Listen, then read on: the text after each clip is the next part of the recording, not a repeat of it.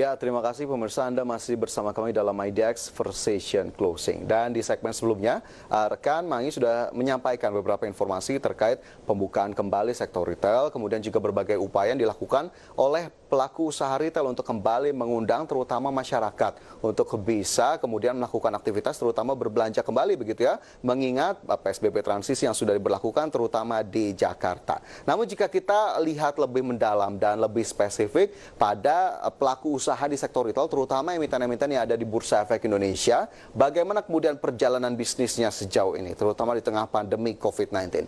Apakah laju usaha mengalami hambatan yang cukup berarti atau justru masih mampu berjalan dengan cukup baik begitu ya sejauh ini? Langsung saja kita coba cermati bersama sejumlah emiten di sektor retail. Bagaimana kemudian capaiannya sejauh ini? Kita ke informasi yang pertama terkait Ace Hardware Indonesia Tbk atau emiten dengan kode saham ACS. Kita coba lihat bersama datanya berikut ini. Ini merupakan data terkait kinerja Ace Hardware Indonesia di sepanjang semester 1 2020 dan tentunya kita coba bandingkan dengan raihan di semester 1 pada tahun lalu atau pada tahun 2019. Kita ke indikator yang pertama terkait penjualan, di mana data semester 1 2019 dan juga 2020 dapat terlihat di sini pemirsa. Semester 1 2020 penjualan mencapai 3,586 triliun rupiah. Sementara pada semester 1 2019 Ace masih mampu mencatatkan penjualan sebesar 3,892 triliun rupiah. Jika kita lihat penurunan benar terjadi, terkonfirmasi, di mana secara year on year terjadi penurunan sebesar 7,86%. Meskipun memang masih single digit, tapi jika kita lihat penurunannya juga sudah cukup berarti begitu ya dari tahun ke tahun. Ini berarti satu indikator utama sudah mampu menjawab bagaimana kemudian kinerja emiten di tengah pandemi COVID-19 terutama di sektor retail. Sementara dari sisi penjualan kita bergeser ke laba bersih. Bagaimana kemudian perolehan laba bersih hingga Juni 2020 kita coba cermati bersama, di mana Juni 2020 laba bersih dari Ace Hardware Indonesia tercatat sebesar 360,16 miliar rupiah. Dan lagi-lagi kita bandingkan dengan periode yang sama di tahun sebelumnya, di tahun 2019, di mana pada tahun lalu Ace masih mampu mencatatkan laba bersih sebesar 472,86 miliar rupiah.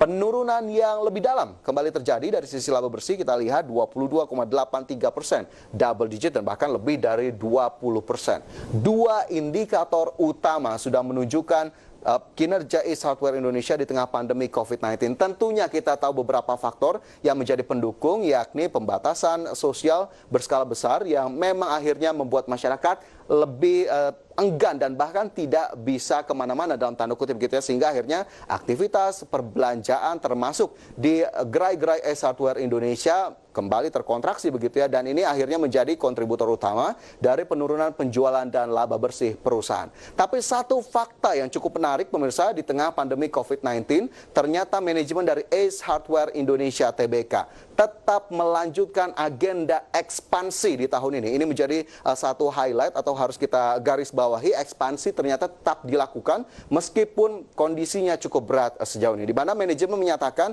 masih ada sejumlah 3 gerai yang akan kembali dibuka hingga akhir tahun 2020 dan bahkan hingga hari ini Ace sudah melakukan pembukaan 9 gerai di berbagai kota, baik di Bogor, Gorontalo, Makassar dan sejumlah kota-kota lainnya di Indonesia. Dan ini menjadi satu hal yang bisa membangun optimisme bahwa memang kinerja emiten sektor retail meskipun memang cukup terhambat, terkontraksi, tapi ekspansi ternyata masih bisa dilakukan. Meskipun kita tahu tidak semua pelaku usaha di sektor retail masih mampu untuk mempertahankan kinerja yang cukup baik dan bahkan agenda ekspansi bisa jadi direvisi atau bahkan ditunda terlebih dahulu. Tapi Ace ternyata masih mampu untuk melanjutkan ekspansi terutama dengan pembukaan gerai-gerai di sejumlah kota di Indonesia. Selain itu pemirsa, fakta lain yang juga cukup menarik terkait Ace Hardware Indonesia yakni pembagian dividen, di mana pada tahun buku 2019 kita tahu kinerja Ace masih cukup baik dan RUPS tahunan memutuskan untuk melakukan pembagian dividen, di mana Ace Hardware Indonesia memutuskan untuk membagi 30%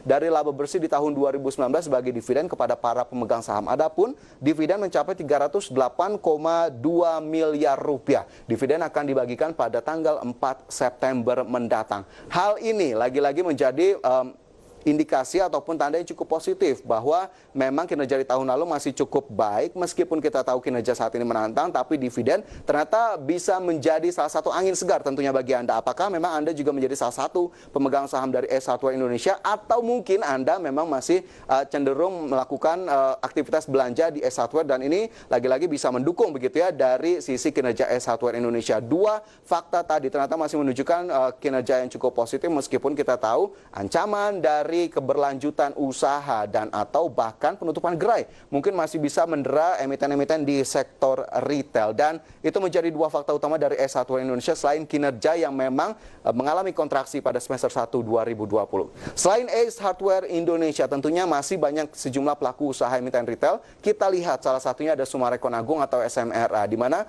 kita tahu emiten ini memiliki sejumlah portofolio terutama pusat perbelanjaan ada di Bekasi. Mungkin Anda warga Bekasi seringkali mengunjungi juga salah satu portofolio dari Summarecon ini, dan juga tentunya yang terbesar ada di Serpong. Tidak hanya pusat perbelanjaan tapi juga properti, di mana ini menjadi sektor utama pendukung perusahaan. Kita lihat terlebih dahulu bagaimana kemudian kinerja dari Summarecon Agung Tbk atau SMRA.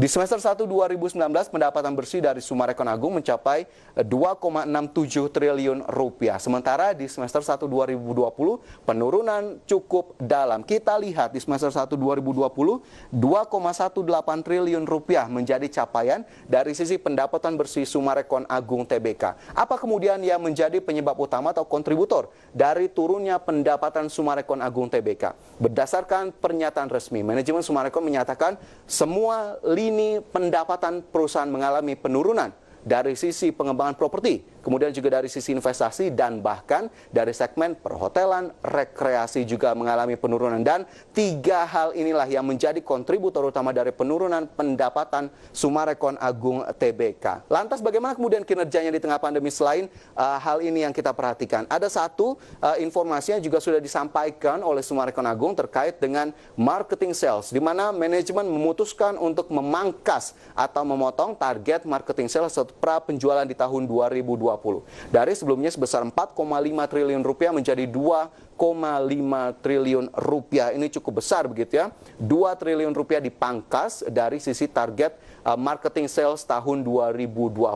Meskipun di tengah pemangkasan itu sejumlah analis bahkan menyebut Summarecon masih mampu untuk mencapai target marketing sales di tahun 2020, tentunya dengan target baru di angka 2,5 triliun rupiah, ditopang oleh peluncuran produk baru yang tentunya masih terus dilanjutkan dan juga era suku bunga rendah. Dan satu fakta juga yang cukup menarik dari Summarecon Agung, pemirsa, di mana perusahaan telah berhasil melakukan launching atau penjualan produk secara online. Kita tahu online menjadi salah satu kunci dari pandemi COVID-19, dan ternyata emiten properti termasuk juga emiten retail satu ini melakukan hal serupa sehingga akhirnya masih mampu untuk mengimbangi tekanan yang ada dari sisi kinerja dengan melalui penjualan secara online beberapa ruko yang ditawarkan oleh perusahaan, yakni Summarecon Agung Tbk. Kita ke informasi berikutnya masih dari Summarecon Agung, bagaimana kemudian capaiannya sejauh ini, apakah kemudian masih ada data yang bisa kita lihat. Kita cek bersama pendapatan sektor mall dan retail dari Summarecon Agung. Tadi sudah sedikit saya sampaikan